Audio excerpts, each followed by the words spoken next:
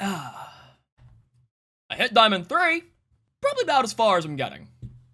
Hello everyone, Average Ash player here, spamming spacebar because I got tagged by a rogue bullet and now I'm too busy dashing around like an angry mosquito. How's everyone doing today? I'm feeling quite relaxed. Granted, that might be because I've finally turned off my brain, and I learned recently that the PK might be coming back on the floor in Season 26. Shotgun players rejoice! Now can we please stuff the Devo in there? That would be great. Thank you, Respawn. Thank you, boo-boo. Mwah. Speaking of the meta of Apex Legends, we got some changes. Ooh, boy, we got some changes indeed. And they are good changes, might I say. Something that helps mitigate the problems that I have had this season, and what a lot of people have had this season. So what are these changes? Well, for one, Ashe, Alter, and Ballistic got nerfed. Watson and I think Vantage got buffed? Yeah, Watson and Vantage got buffed. And then we had Revenant buffs. But what exactly happened with these buffs and nerfs and changes and all that jazz? Well, let's just go through the list, shall we? Ashe got her ultimate nerfed, and she got moved to Skirmisher. Alter got her support perk removed and instead got replaced with controller perk and recon. Ballistic got kicked in the nuts. That's it, he got kicked in the nuts. Revenant got moved back to the assault class with his buffs and got his pounce buffed, and my goodness, you go flying with that thing now. And Watson got buffed for some reason. They also fixed multiple Watson bugs, so hey, Watson players have been eating good this season. Good for them. I guess EA really wants to sell those skins, huh?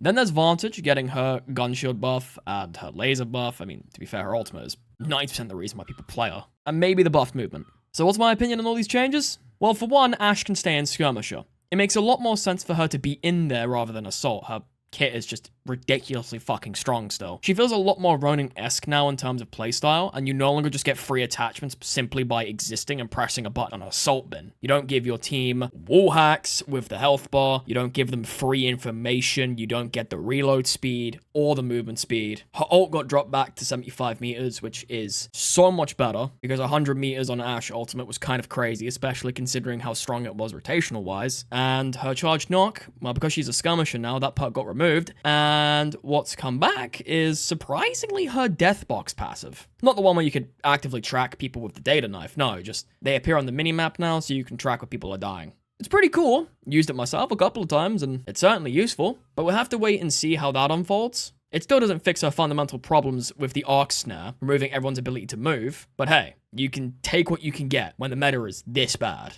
Alter getting her support perk removed is pretty nice. It just means that she has a choice of flexing to either controller or recon, which controller, giving ring console scans, means it's better for comp, so yeah, I guess. And recon, well, that's recon. You want to scan people? You can scan people. I just find it a lot more balanced than having free resets because your team went down once. Oh, what the hell am I kidding? People will still try and pull off the ult TP reset simply due to how powerful the Nexus still is. The support perk was just the icing on the top of the proverbial shit sandwich. So having the ability to not worry about the Alter team getting insta-free resets and running people back instantly is a little bit nicer than what it was. So I'm taking that with a grain of salt. Alter's Nexus is still fucking broken, but yeah, at least she doesn't have the support perk anymore, so you take the silver lining with it. And Ballistic. Oh, August Brinkman. You have had this one coming for a while. Ballistic got the biggest changes of them all. Let's start off with the biggest one first. Whistler. It got reduced to one single charge. That's great. You have that much utility crammed into a singular ability, and having multiple charges of it was kind of fucking insane. As many people have pointed out, not only did you have the damage to overheat the silence if you picked the upgrade on level 3, you also had its lock-on, its tracking potential, area denial. Oh, did I also mention the fact it removes the ability for you to shoot the fucking gun, which is 90% of the reason why people hate playing against the bullet? Now it's only one on a 23-second cooldown, so thanks, Respawn. So, instead, when you hit level 2 now, you have a choice between getting the extra charge back for the bullet, which means you get 2 bullets at level 2, or you get the 45 seconds of ultimate, which also got nerfed. Man, it's been a really good day for me, hasn't it? So hey, people have to actually make a choice now. But what exactly did they nerf in Ballistic's ultimate? Tempest got nerfed in the way that it no longer grants Ballistic's teammates the speed boost. Only Ballistic gets the speed boost. It still grants the enemy team infinite ammo, but you can fight that pretty freaking easily. You no longer have to worry about being ran up on completely by 3 different legends all hopped up on so much nitrous oxide, Dominic Toretto would be jealous. Yeah, it still doesn't have audio. The ultimate still doesn't have audio. So Not much you can do about that. I'm not holding my breath on this one. John Apex Legends over here is still probably going to be considered strong. They've de-bloated him a little, but not too much, to where it feels like he's probably worthless. Then again, when he was released, this was during the time before we had perks. So hey, only time will tell in this case. I have a feeling he's still going to be played quite a bit. It's just he won't be as much of a pain in the ass. Revenant got moved back to Assault. His pounds got buffed, and I'm now seeing a lot of Revenant, which is good because I like Rev. He's got a massive arse hitbox, and when he's in ult, like my mate Kevin once said, he has a hitbox the size of fucking Jupiter. That shit could probably attract a whole different solar system if it wanted to. So Revenant getting buffed was quite nice.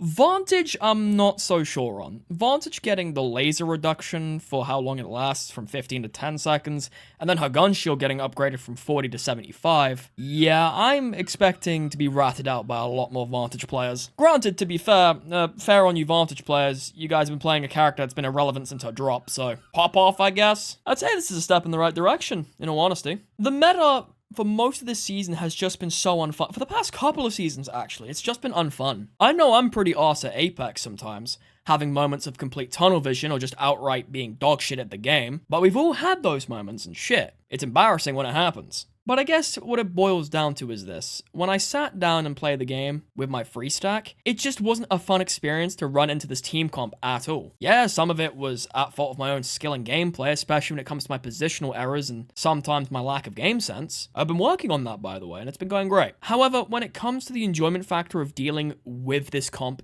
specifically, the enjoyment was non-existent. It wasn't there. It boiled down to a case of you either pick the thing that is meta or you don't and you get rolled. It's 90% of the reason why people like myself complain about meta and the strongest things in the game. You don't get to pick what you want to play, rather feeling shoehorned into playing one specific thing just so you can have somewhat of a chance to compete at a relatively fair level. Pair that with the abysmal ranked experience thanks to the MMR tweaking done this season, and just with how abysmal they keep trying to hide the plat players that get stuck with the diamonds or the golds that get stuck with the diamonds and everything else on top of that. I'm going to be honest with you lot. I don't like being negative about the game. I don't like being frustrated at something that I clearly have a passion for, even if it pisses me off. But when you have something so abundantly frustrating and borderline unplayable in regular circumstances that it slowly but surely sucks the fun out of the game, even if you could theoretically play against that said thing in practice, it doesn't always work. It just doesn't. It doesn't work out that way. And when it starts becoming the only thing you see day after day, week after week, scaling into the month after month, it starts to become rather dull. I'm not speaking for anyone else in this case. I'm speaking for myself as an active player of Apex Legends.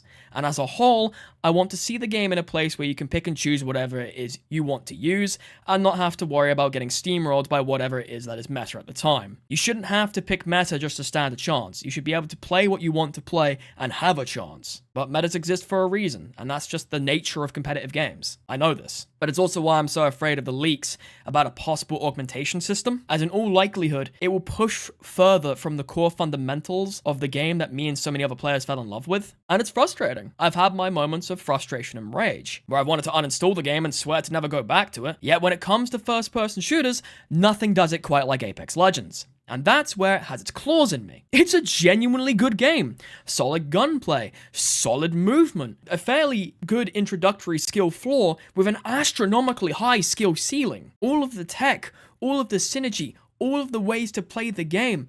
It has always been something that has been a cornerstone of Apex's identity as a whole. I mean, for fuck's sake, it came from Titanfall 2. Like, Titanfall 2, a game where if you were good at movement and you could shoot a gun, you were untouchable. So it should be the same to apply here. I'm happy for these changes, as it's a step in the right direction, especially the nerfs to the meta. It's a step towards a healthier game, a step towards things that might be able to make things better, or it's the end of one of these cycles, and we begin another one. Another cycle where we discover the most broken thing, play it a fuck ton to the point where we get sick of seeing it, and then start complaining about it until it gets nerfed again. So on and so forth. It is what it is with that case.